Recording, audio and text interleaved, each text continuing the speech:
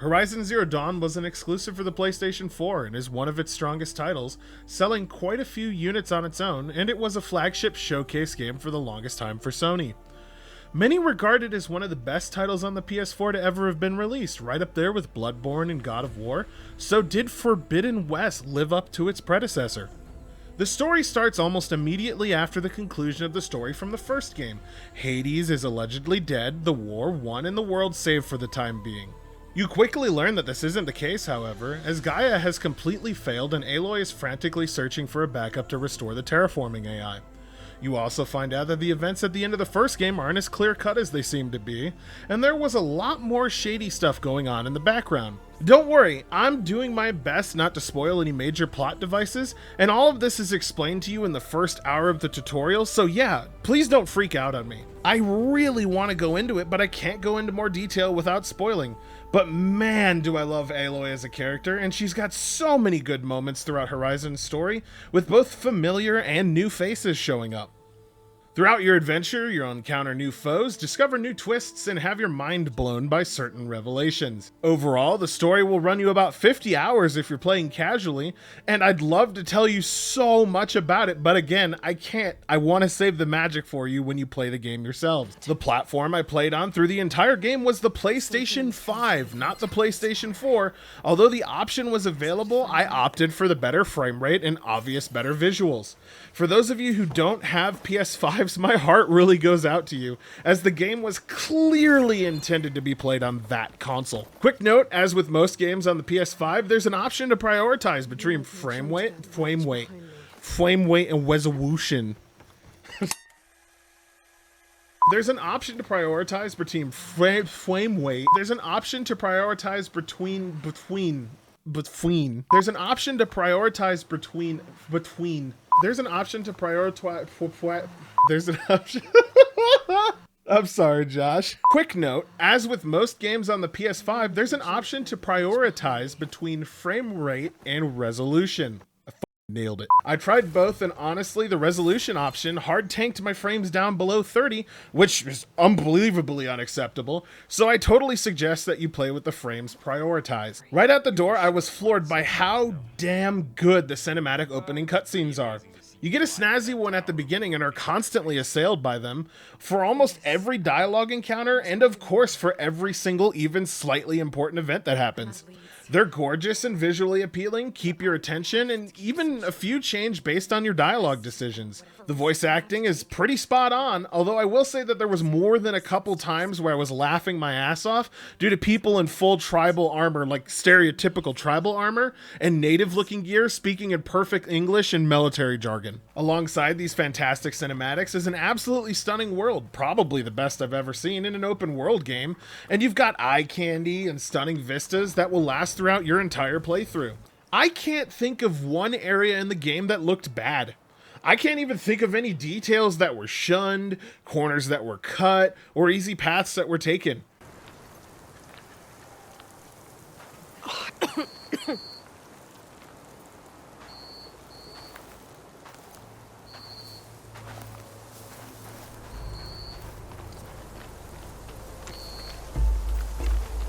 Every single thing stood out as highly visually detailed and well done, which says a lot when you're talking about a world as big as Horizons is. Which, by the way, is absolutely huge.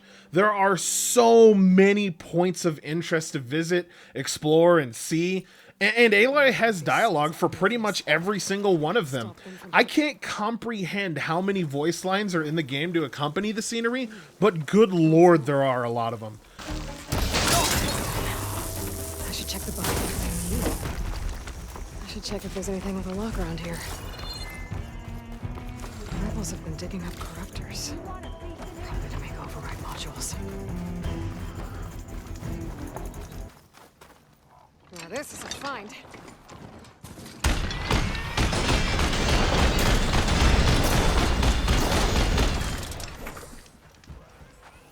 You're in for a world of hurt, Outlander. I can open that chest with this key I found. These look like identification tags. I've seen Snock soldiers carry them, but never this many. The rebels must have looted them from soldiers they killed. Think you can I'll hide? keep them safe for now. Figure out what to do with them later. Without a leader, the rebels should abandon this place. But I could always deal with them now. By the way, I'm done here. There's fast travel too! Like tons of campfires to fast travel to. And thank you, developers. Thank you for that. Navigating the world is intuitive. It feels right and never once feels like a slog. There's so many awesome looking locals you'll stumble into that at times it absolutely feels as if you're playing a movie, at least on the PS5. This is especially fun with all the different override mounts you can utilize while you play, unlocked more and more as you progress through the story. I want to take the moment to give special credit to just how good the robots look.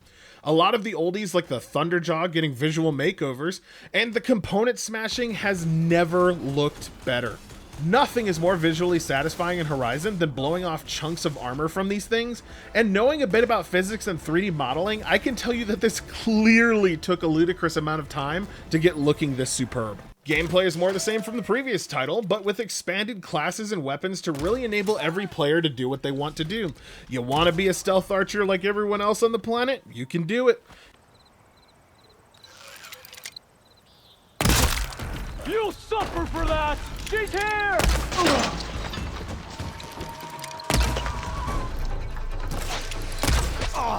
You want to be a warrior tank with insane healing, low life damage, and lots of stun potential? You can do it. Come on, come on!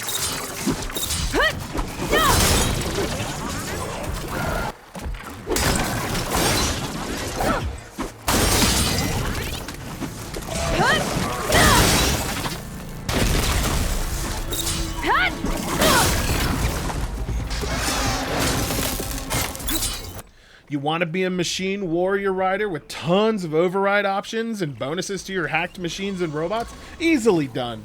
It's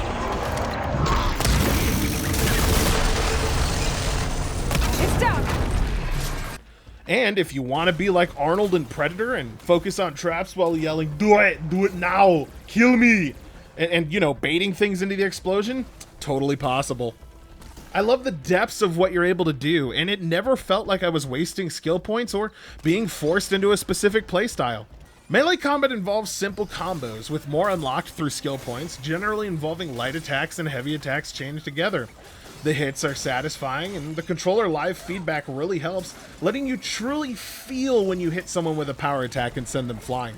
I personally found out quickly that melee is not for the faint of heart, as most things can just instantly kill you, and eventually I stuck to using ranged weapons mixed with traps and only really using melee when fighting things that were only twice my size, not 60 times my size. Standard attacks and abilities are augmented by active skill unlocks, an example being the Nora Warrior, that allows you to knock down enemies with a heavy combo. Another would be the Spread Shot, which has a separate one for a couple of weapons, firing arrows in a shotgun-like pattern. There's also cool augmentations to specific weapons and utilities, allowing you to really customize how you do you. It's great to swap between these with the weapon wheel on the fly, allowing you to truly utilize them to the fullest. Another addition to your playstyle will be the Valor surges and abilities, with each skill tree having a couple unique ones each. A good one would be the Stealth Tree's Radio Blast skill, able to be upgraded 3 times, which does a huge amount of blast and shock damage, and increases your damage from all other sources on stunned enemies by double at its highest tier. How do you build up Valor meter? Well, you do it by doing literally anything.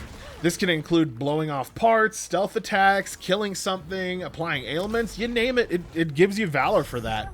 I just want to say there's no shortage of skill tree depth, and I hella appreciate that. As far as weapons, there's no small amount. You've got stuff like a heavy bolt blaster machine gun, explosive javelins, a shredder gauntlet, which is basically a Beyblade gun, and tons of new traps. Couple that with a bunch of new ammunition types for the new weapons and the old weapons like the sharp shot bow and the warrior bow, and you've got a ton of options. Personally, I like the new adhesive grenades. It's really funny to glue monsters down to the ground and then detonate them with exploding javelins. There's nothing quite like making a Thunderjaw move like a turtle.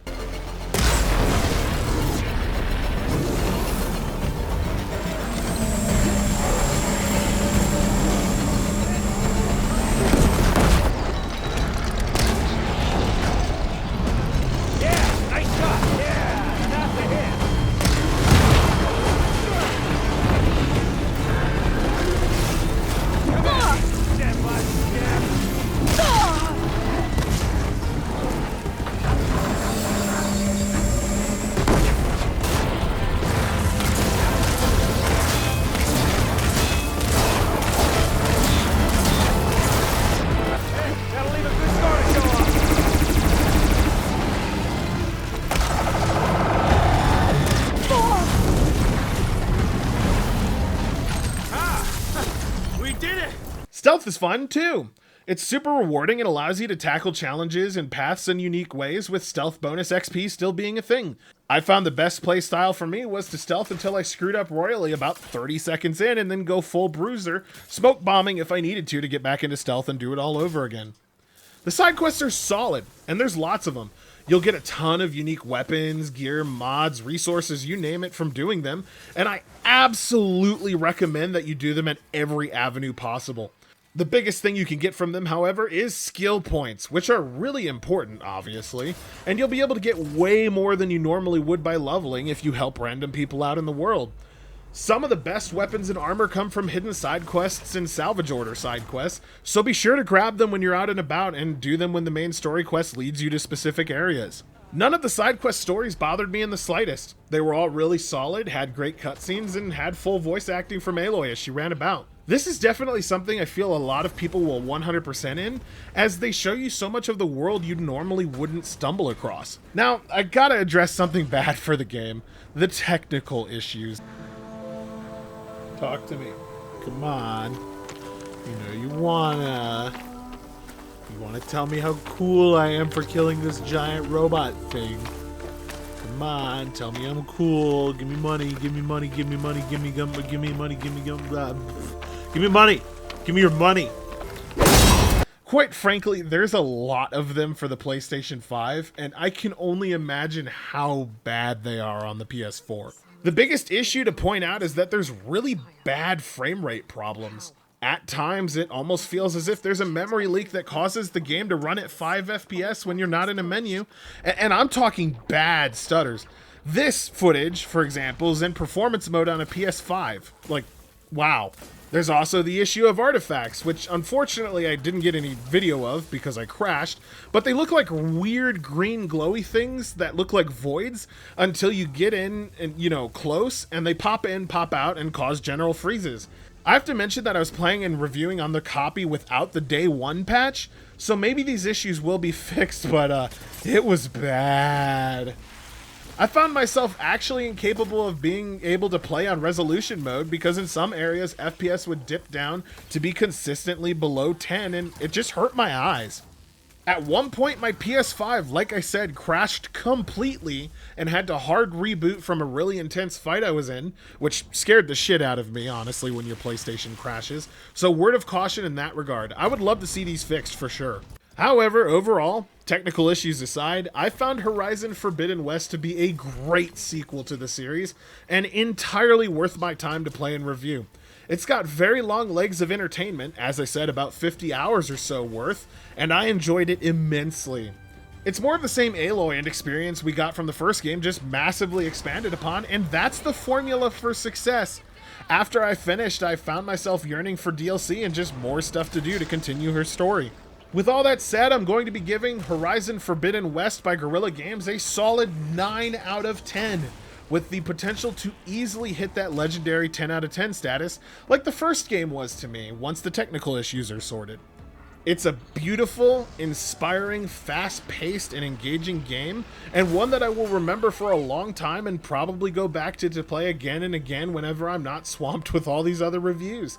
Pick it up, it's worth your money if you have a PlayStation 5. I can't speak for whether or not it's worth grabbing on the PS4 and upgrading later, but the PS5 version, if you own a PS5, is a must-buy at current. Anyway, thanks for watching as always, and I hope you enjoyed the video. If you did enjoy the video and want to support the channel, please subscribe and hit the bell. YouTube's algorithm is a heartless jerk, and every single one helps. Let me know what you personally thought about the game in the comments, and be sure to leave suggestions for what I should review next. Some awesome indie titles fall through the cracks, and I'd appreciate it. Oh, and SkillUp also did a review on Horizon. You should go check his out. It'll be one of the clickable videos up above.